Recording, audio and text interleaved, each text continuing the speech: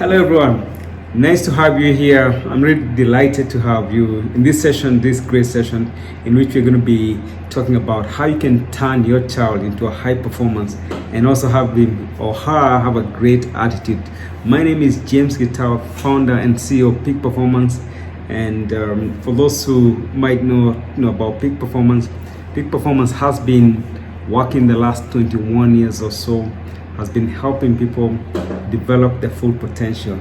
And in the last 21 years, we've worked with over 200,000 people across Africa and other parts of the world. And in those 21 years, we've seen people's lives change and transformed into being better people. And honestly, we're here to just serve and help you and your child, or help you and your organization develop, become higher performance in whatever you do.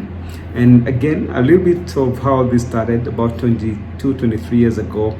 I wanted to change certain areas of my life. There are areas I knew I wasn't doing too well, and I figured if I don't change that, if I went ahead on that trajectory, I would not get the results I really desired. And I started searching, and in the process of searching, I had the opportunity to train under some of the best turnarounds experts in the world. People like Tony Robbins and people like John Assaraf and many others, really turnaround experts. And just by practicing and using the tools that I learned, I was able to cut 25 kgs out of my weight. I was able to stop habits that I had, like smoking and other stuff that really were not taking me where I wanted to go. And from there, my life changed, and I thought, having acquired these skills, I looked around and saw so many of my friends, my family members who had also issues, emotional issues, had also health issues that they could use. And we started training them, and when I started training them, I saw some change, or they reported some great change in their lives. And I thought, suppose we had started these skills, or somebody had taught me these skills when I was younger, when I was a child, what would I be? Because these are things that are not taught in schools, but yet those are the things that really count in life. And think about it. We're not taught things about really how to be healthy, or how to develop a healthy mindset in school. We are taught about math and all those other subjects, which are great, but really don't have much impact, or don't have that great impact in our lives. And I said, these are things that could complement what is taught in school and help people have great results. And yes, that's what Peak Performance is about and how it came about. And today we're going to talk about how to turn around a child into a high performer. And this is exciting because a lot of parents struggle with their kids. Sometimes, your child is good in one subject, but probably not too good in another subject, or they generally struggles in school.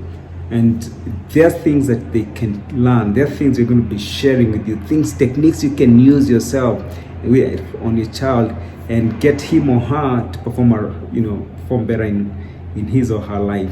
And today I'm really excited because I have my colleague James Ngure, who is really an expert in what we call accelerated learning techniques. And he's going to be sharing us some of those things that we can teach our kids, or even practice for ourselves, and find that we're getting better results. So James is right here with me. So James, welcome. And hi everybody.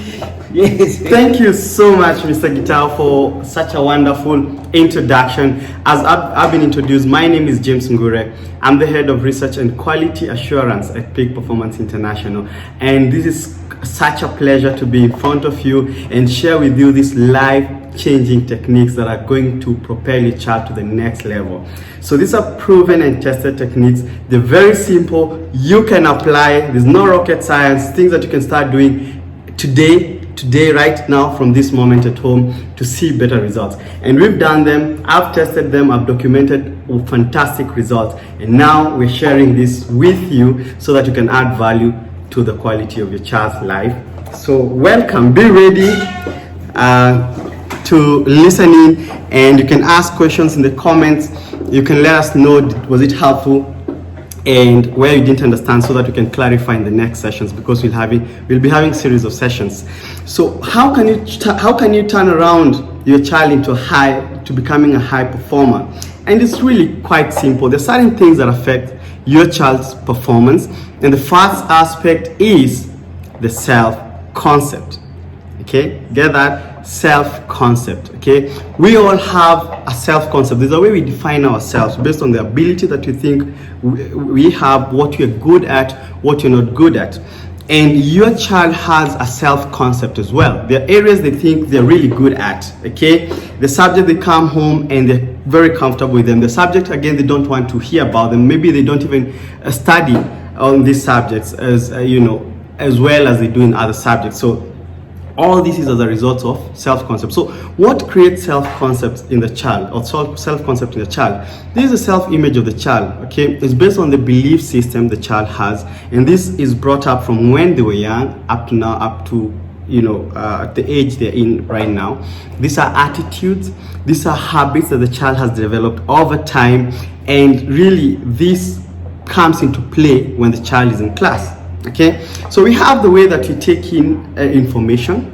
Your child is in class, they see, they listen, they smell, they taste. Okay, all these senses are called modalities, and modalities is just how we take in information. However, the self-concept will be in charge of interpreting this information. What am I talking about? So for the child to learn effectively, they have to take in this information, at the same time store it in the long-term memory to apply it later during examination or even in life. So take an example of a child who thinks they're not very good in Kiswahili, for example, okay? And the moment a Kiswahili teacher walks in class, what happens to this child? Okay, they think, oh my goodness, this is a double lesson in Kiswahili. This is the worst period of the day, because I want to really finish the session very quickly and just get on to the next sessions. Okay, or they think this is a session for a particular child who does very well in that particular subject, because according to their self-concept, this is not their area of strength. Okay, so when the teacher is talking, and they're supposed to be getting this information or absorbing this information, the information is immediately dropped. So we have something called immediate memory. Immediate memory, this will drop information that is not, it doesn't have meaning or sense to us. Take an example. Today you had maybe your car broke down and you called for an Uber or taxi service to come and pick you up. When this car, let's say you have the number plates, we can take a random number, let's say KCD 883J, for example. So once you remember the number when you're waiting for the cab, but once the cab or the taxi gets there, what happens to, when you get in the taxi, what happens to the information? You immediately drop the information. Why? Because at that particular time, it doesn't have meaning, it doesn't make sense to you anymore. It made sense before you got in. When you got in, you drop it immediately, forget it. So same thing with the child. They listen in the class at that particular time, and then they drop it. Okay, let's go to a subject that is it's fairly easy, but again they think is not in line with their career path. Let's say a child wants to be a pilot, and they think, and let me go back to the example, let's say Kiswahili, they think, I don't need this as a pilot. Okay, what happens? They're going to have that information during the class time, and then once the teacher walks out, they drop it. That's why sometimes you hear that, oh, your child is doing very well, or when you look at their books, they're doing very well during class time or in the class assessment, but when it comes to exam, which is a bit long term, or 2-3 weeks thereabout, they forget. So how do you get this information to the long-term memory? Okay, is by reprogramming. When I talk about reprogramming, is working on the beliefs, the attitude, and the habits of the child, so that you find that they have habits and belief systems and attitudes that support and motivate them to understanding this information and to keep on going and wanting to learn more, to exercise. They want to wake up in the morning, to practice, to wake up in the morning and put in an extra hour to switch off the TV and put in an extra hour in the study. All this comes down or boils down into self-concept of the child. So that's number one, something that's going to affect your child's performance in this particular period when they're waiting to sit for the examination. And that's something that you really need to start working on, okay? And that's how you give them feedback, and this goes into whether you compare them with other people and so on, and we'll be sharing with you later on what can you do. So self-concept, this comes from the self-beliefs, which leads to attitudes and habits, or action and habits, then that gives you results.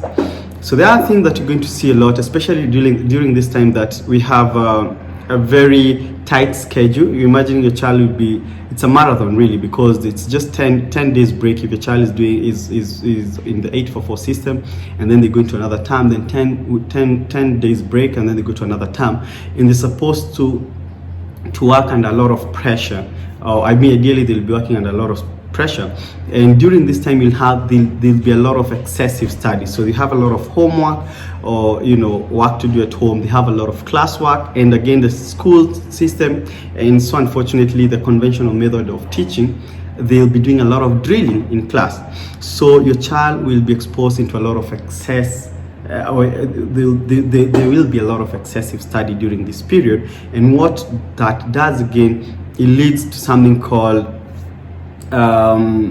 saturation, academic saturation, which affects or which damages the brain, leads to damaging the neurons, which are supposed to, or synaptic process of storing information in the brain, leading to forgetting this information. Okay, and what you'll see if your child is overwhelmed or this academic saturation, you're going to find out they're going to be socially withdrawn. Most of the time they want to spend time in their room, they don't want to come out, they are moody at times, something small they blow it out of proportion, they're uncertain, again because there's anxiety during this period, you have to accept.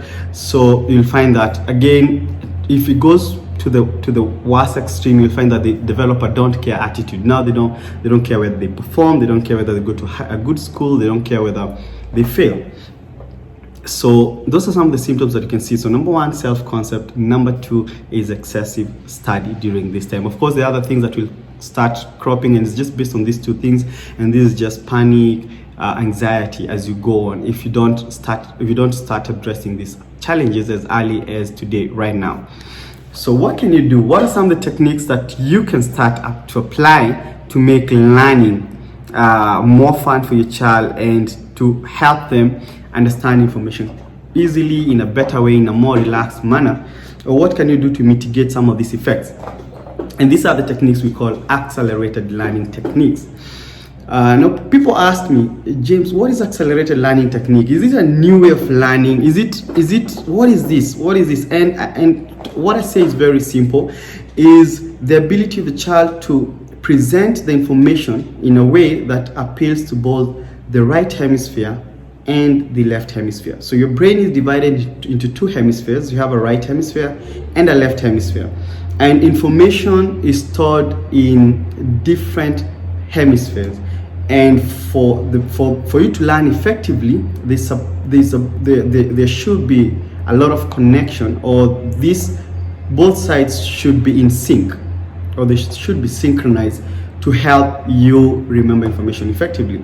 Let's say you've met me today in this particular, or virtually. Okay, we met virtually, and I've been introduced as James Ngure. So since I don't have a mask, it will be easy for you to remember me when we meet at some point. Let's say you come for one of our seminars. When you look at me on the stage presenting, or when we meet, you'll remember the face, because what happens is the image. Once you look at me, there's a region called Brodmann's area 17 in the right side of the brain, at the back of the right side of the brain, or the visual cortex of the brain, that will tell you, oh, we know this person. Okay, we met him, in one of the parenting sessions. And then that information is supposed to be sent to the left side of the brain, or the left hemisphere, to get into the file and check the details of who is this person. Okay, again, now based on how relaxed, how calm, how active your mind is, you might, after a few minutes you might go, oh, this is James. Okay, I don't know how many people have had that experience. I've had that experience in the past. Okay, and for some people, they may never remember. Okay, some will take 1 day, 2 days, another person will take a week, and so, oh, that person I met was James.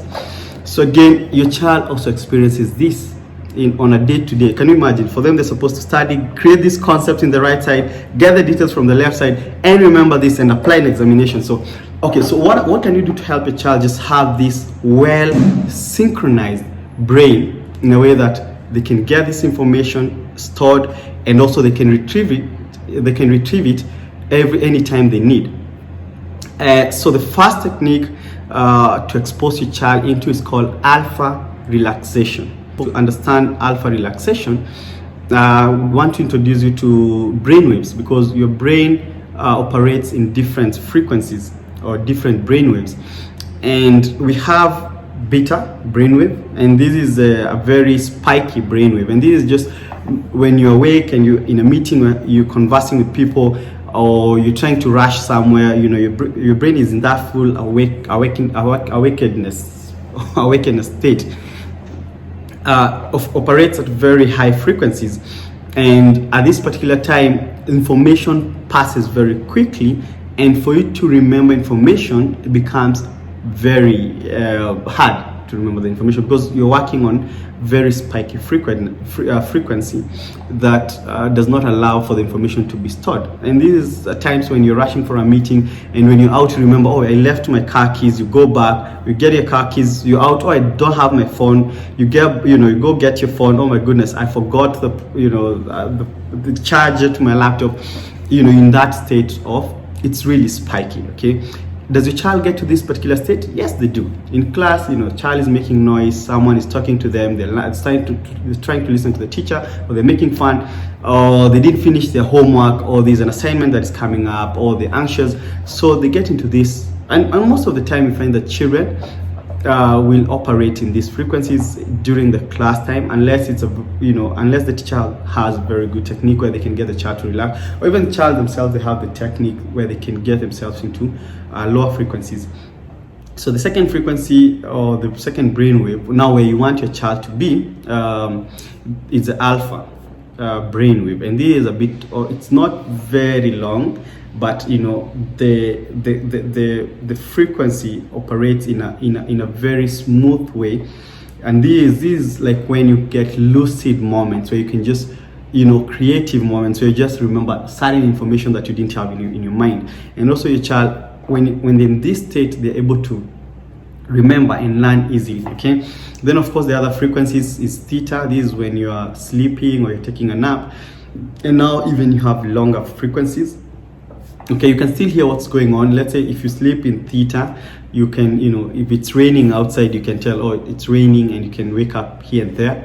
Okay, and then the deepest is called delta, and delta is really now very, very swift, very long brainwave. This is where the body heals itself, the cells are repairing themselves, information is being consolidated. So you want to get to this particular state. It's called delta when you're sleeping. Okay, and people get to delta, they wake up in theta. They wake up in a very relaxed, nice frequency where they can, they're very active in their meeting, they're very active in conversation, they're present when you're talking to them. When your child wakes up in alpha, they're very also, they're very aware, they're very ready for the day. So you want them to be there. So how can you get your child into alpha state, or how do you conduct alpha relaxation? Number one, together, is breathing exercise, and you can do this with them in the evening as a nice practice when they come home and say, okay, before we do our homework, let's do our fun breathing exercise. Okay, ask them to breathe in, and you do a count of 1, a deep breath, a count of 1, then they hold for a count of 2 and breathe out for a count of 2. So you say breathe in 1, hold 1, 2, 3, 4, breathe out 1, 2, breathe in 1, go, hold 1, 2, 3, 4, breathe out 1, 2, and feels good. You want to try this with me? Just let's try. Okay, so breathe in for a count of 1. Let's go, deep breathe, 1, hold 1, 2, 3, 4, breathe out 1, 2, breathe in again, 1, hold 1, 2, 3, 4, breathe out 1, 2, breathe in 1, hold 1, 2, 3, 4, breathe out 1, 2. Last time, let's breathe in 1, hold 1, 2, 3, 4, breathe out 1, 2. How does that feel? And we've done for just, you can do like 15 counts, and that gets your child into really relaxed, especially if you find your child is, they don't concentrate during homework, or they don't sit down and pay attention to their work. Do the breathing exercise. Whether they're doing the examination this year, even younger children, this works like magic. Okay, also give them a lot of water when they're doing their home, the home assignments. Okay, that also helps. Another thing that we recommend is to play an alpha relaxation music. So you can have like a boombox, like a small speaker, and these are you can easily get them, or even your phone if it has good stereos. Okay, you can put also good speaker, sorry, you can put it in the side and then have alpha relaxation play in the background, or when they go to sleep you can have a small speaker by the bedside and then play some alpha relaxation. This works very well. I've done this, and every time I do alpha relaxation, my dreams come back to life. I don't know how many people can remember what they dreamt last night. Many people forget their dreams, and actually there are people, I have friends who tell me, oh, you know what, James, I no longer dream these days. Okay, and why? It's just because you've not synchronized your brain. So just try it. Have alpha relaxation music, and you see you're going to remember your dreams full HD 100%, I guarantee you. And that just tells you that your brain is kicking in, the creative side is kicking in, the functions are kicking in. So you want to play this for your child. I'll have some recommended right frequency alpha frequencies in the link below on this video, so you can just look at alpha relaxation and then you can download and play this for your child. So that's number one, alpha relaxation, really key. So what are some of the benefits? Sorry. What are some of the benefits of alpha relaxation? And of course there's focus, because now your child is in that relaxed alert, they're alert and relaxed, so they can focus better, they can concentrate better. There's reduced anxiety, because now they're breathing in, they're used to composing themselves, so there's reduced anxiety. Of course, again, because the brain is becoming well synchronized, there's moment of creativity, so there's increased creativeness, or creativity, sorry. The second technique that you want to expose your child to is visual learning, and this is really fun. Okay, we have a technique, and when I say visual learning, is a learning that allows your child to it's a learning that allows your child to work with the content. We work with the content, work with a particular topic, see how this topic relates to them, how it relates to the environment, how they can associate it in their mind. So for example, let's take something like photosynthesis, because again, most of the notes, most of the learning areas are presented in text. So you want to get your child into a place where they can see what they're learning, they can interact with it, they can see how carbon dioxide is connected to the sunlight and to the minerals, into helping these green plants make their foods. So there's a tool called mind maps, okay, or mind mapping. And mind mapping is a tool that allows the child to start with a central image of their understanding about a particular topic. So when you say photosynthesis, for example, and this is in science, what comes to your mind, okay, as a parent? You think about grass, trees, green plant, right? Same thing for your child, okay? There's a certain image associated by that particular entire, or in that particular topic, okay? So in the center, so they get a book. In the center of the book, they draw a circle, and in that center, they put in what they associate with photosynthesis. Whether it's a leaf, they can draw a leaf and sketch a leaf and say photosynthesis, or a tree, or whatever comes in the middle. Of course, small sketches, and then outside they can radiate roots, or things we call BOI, basic ordering ideas. Okay, radiating outwards, because that's how your mind thinks. Okay, if you look at the neuron has something called dendrites and tendons. This radiates outwards, and that's what you want to happen in learning. Other than linear, the book is linear. No, the brain is not linear. The brain is radiant.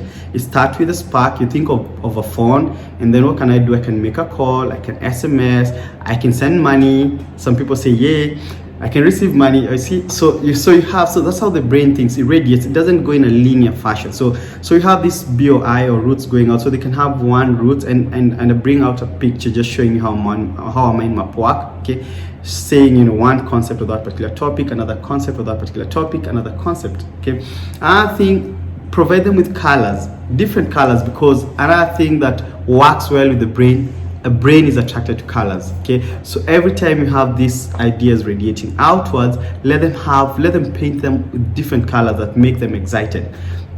So we have that. Again, fill it with pictures throughout of the mind map. And I'll just have in the link below some description of how we can do proper mind maps, and I'll share also examples in the link below. Okay, mind map is really a great tool, and you can do this as fun with them over the weekend and say, okay, so what are we going to mind map? Let's mind map a particular area, and then you can sit down as a family and mind map. And this way the child start working and understanding the topic far much better. Remember, it has to be planned and structured. So so they have to you have to agree with them how many mind maps are they going to do in a particular week. In a week. So they're going to do 3 mind maps in a week, 5 mind maps every day. They have a mind map as a fun project for you and them, or anybody helping them in the house. So that's really key. How will your child benefit from mind mapping? Is long-term memory. Remember, this is not drilling or cramming, it's working with the subject, better comprehension. So every time they're in class, they can remember information. They're like, yeah, I know I have a picture, have an association in this particular area. Again, they have better concentration because they're writing, they're coloring, they're drawing, and all these things feeds into the brain. Fantastic. And the last one but not least is something we call image streaming. And someone asked me, what is that? What is image streaming? Image streaming is a fun exercise of the mind, or technique of the brain that helps increase intelligence of your child, the ability also to understand, comprehend. Now, we spoke earlier on, I talked about the different hemisphere, the right hemisphere and the left hemisphere. Now, pictures, if you can remember, they're stored in which side? In the right. Okay, and the concepts and creativity and all that is in the right. Then language and logic and the sequence and all this other data and so on stored in the left. So when you create something and describe it, you're using both sides of the brain. Okay, so this is a concept that image streaming is built around. Okay, actually the person who came up with this concept is called Albert Einstein, who is considered as the best genius as far as science is concerned, and just brought in a lot of creativity and innovation into the world. And what it does, it just involves closing your eye, asking your child to close their eyes, and then they create a picture and describe that picture to you. Okay, so they can close their eyes and think of a picture. Like with my eyes closed right now, I can see a tree. It looks like a park, very good green. There's a very nice field of green lush grass. There's a tree. I can see benches. So just very simple like that. We create and describe these pictures and images to you. And you can make it a fun activity. Maybe when you're picking them from school, you can ask them, can you look at the car that is in front of us? And when they look at the car, give them like a few seconds. They look at the car, ask them to close their eyes and describe what's the color of the car. So the car is, for example, red, is a Mercedes. It has 2 people seated at the back.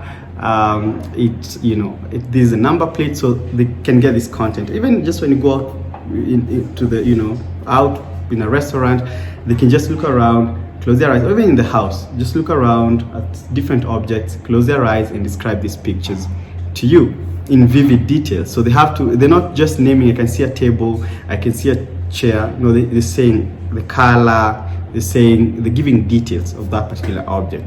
Now that works very well. I worked with I helped a student who was struggling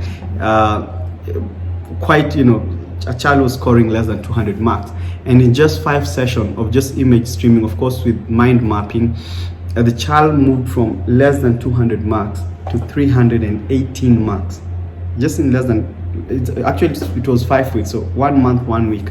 The child had progressed from less than 200 marks all the way to 318 marks. So image streaming works very well, especially if you find that a child struggles in mathematics, science, social studies. This technique will open up the neural pathways and allow sensory impressions to be flowing very smoothly in the mind. So what are some of the benefits you get with image streaming? Is attention to details, focus also goes up, and also enhanced intelligence, because you're opening up the pathways that allow information to be transmitted very quickly, and at the same time to be stored very easily and in a fun way. Fantastic. So that's the session for today.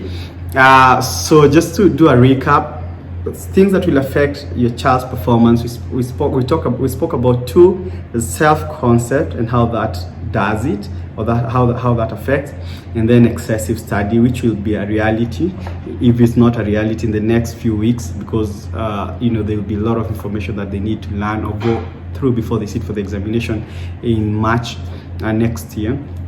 And the techniques that you want to expose your child to is relaxation, alpha relaxation.